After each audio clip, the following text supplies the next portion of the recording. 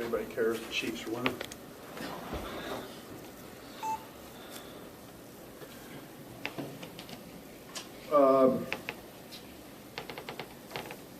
Had a good break, had a good Thanksgiving. It was a time to, guys got away a little bit, some of the guys that were close were able to make it home. We took Thanksgiving Day completely off, and then we came back on Friday with 2 days, and then in preparation started on Saturday for Miami. So got a great challenge. Obviously, to step up in competition who we're playing. Miami, Jim's done an unbelievable job in his tenure there. Terrific coach. This is a team that has a very, very good backcourt. Likes is small in stature, but pretty big in heart, and as a player has achieved a great deal. Cam McGusty's a young guy that awfully familiar with. He's from Katy, Texas, and saw him play a lot in high school. My starting point guard at SFA was a teammate of his. And so I've known Cam for a while. Then he went to Oklahoma and I played against him his freshman year. So I'm very familiar with Cam's game and terrific talent. And then,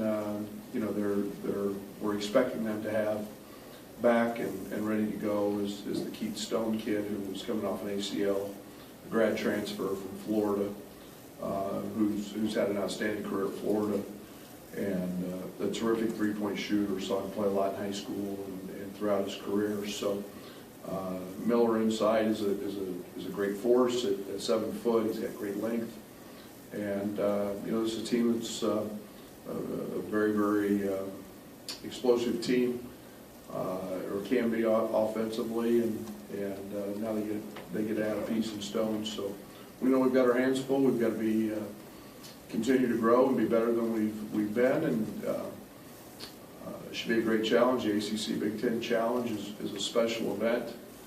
It's gone on for a long time, and it's one of those things that a lot of bragging rights, and something that is looked back upon a lot as the season goes on. Start us off.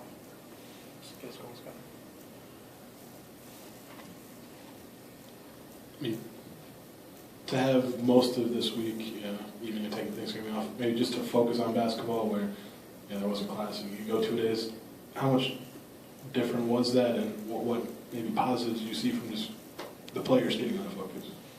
Well, I think every coach enjoys those little breaks when it's very singular. It's basketball. The one thing it allows you to do is get in the gym and get a lot of shots. We tried to do something very simple, and that was just have every player try to get better in one area, and really focus on that one area, and not asking them to do 3 or 4 or 10 things better. Just let's clean up one area, and we did spend a lot of time shooting the basketball, and that's what these breaks give you, a great opportunity sometimes.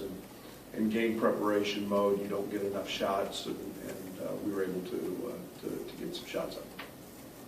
With Miami and then 2 Big Ten games, just an opportunity to prove something as a team, make a statement. Is there anything like that you're focused on with your team?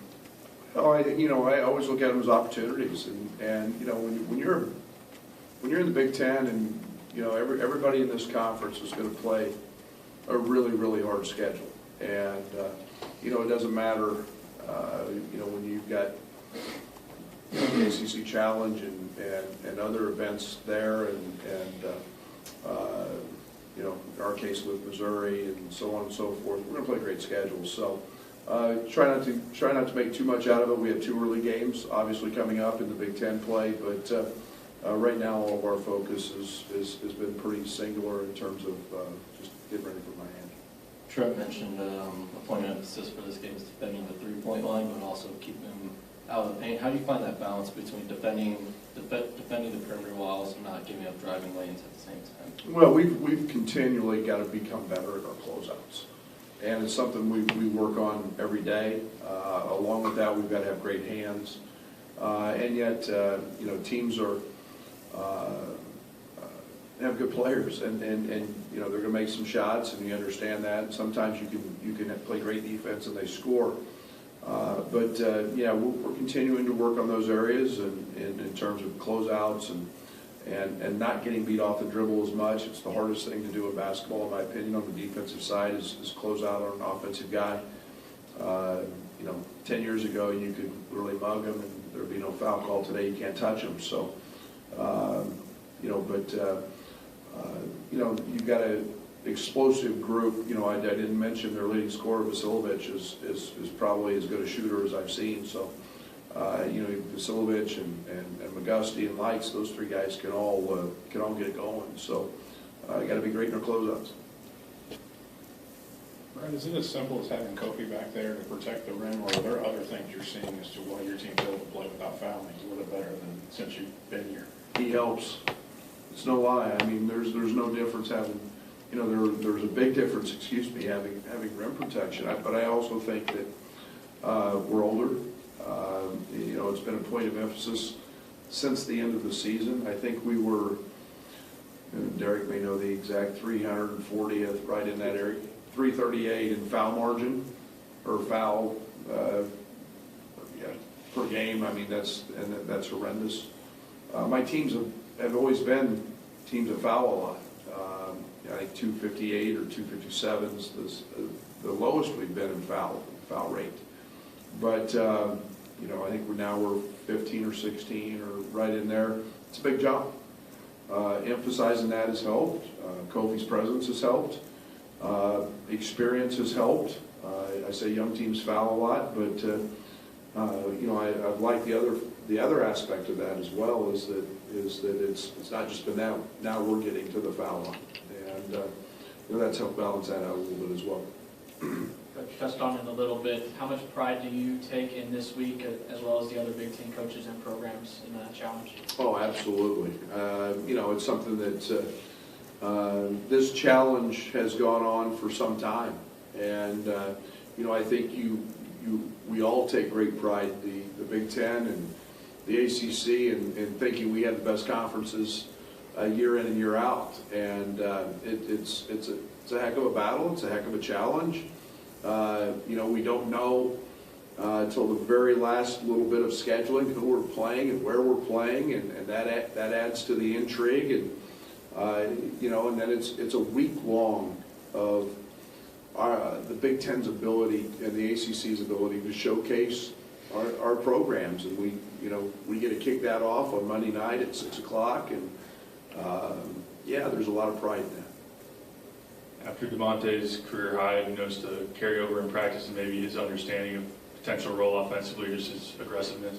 No, his aggressiveness has been off the chart, and not just shooting the basketball from the three. It's been his driving. I mean, it's like I told him, don't be afraid to like something, and and we really liked you driving the basketball, getting to that foul line a bunch, and you get in a nice rhythm, and you shoot 80% from the line, and that was something that was a real positive for us, and we've seen that carry over in practice.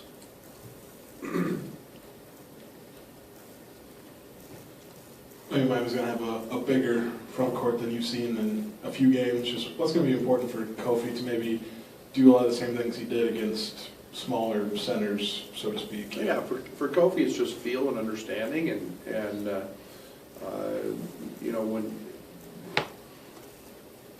the game, he's going to see more size. I mean, Miller's 7 foot, and they throw size out there and some length.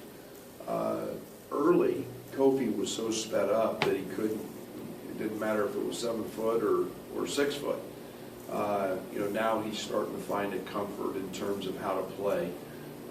Now he's starting to understand when teams want to double him and where his looks are and how to handle that. So everything with Kofi is from the mental side, is the game slowing down. Sure, you have to maybe arch your jump, arch your shot a little bit more, or do whatever to get it over an extended hand, yes. But I think mentally he's slowed down enough where he can be really effective. The last couple of games, the assist numbers have gone up. Do you just contribute that to turning the ball over less, or just guys maybe getting a better understanding from feeling more comfortable? All of the above. I think it's all of the above. I think it's a better understanding. I think it's connectivity. I think it's selfishness. I think it's feel for what the defense is doing. I think it's confidence. All those things. Not turning it over helps.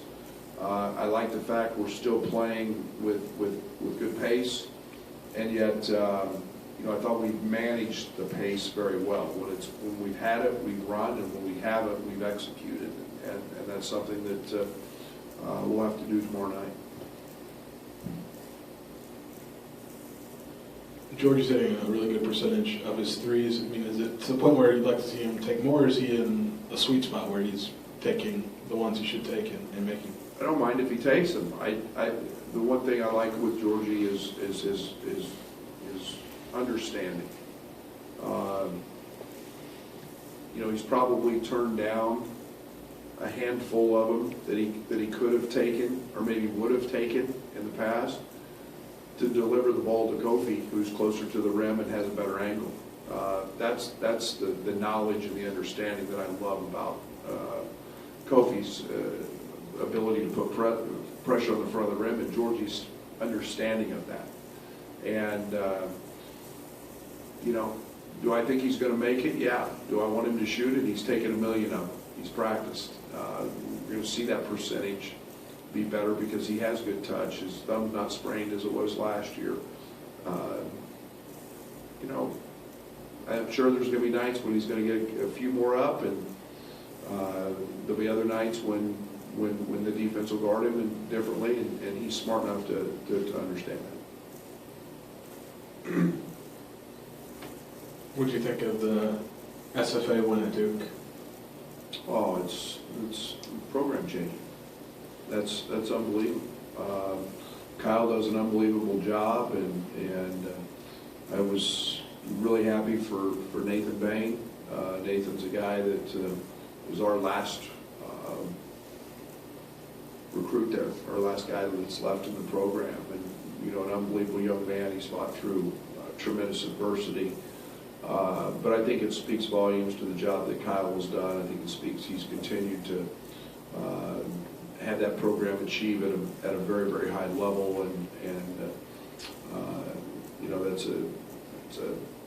it's a wonderful place, and I'm happy for all those people and all those players, and really happy for Kyle, really happy for Nathan in particular, because I have a vested interest in terms of his upbringing, so to speak, and everything he's been through and his family's been through with the hurricane.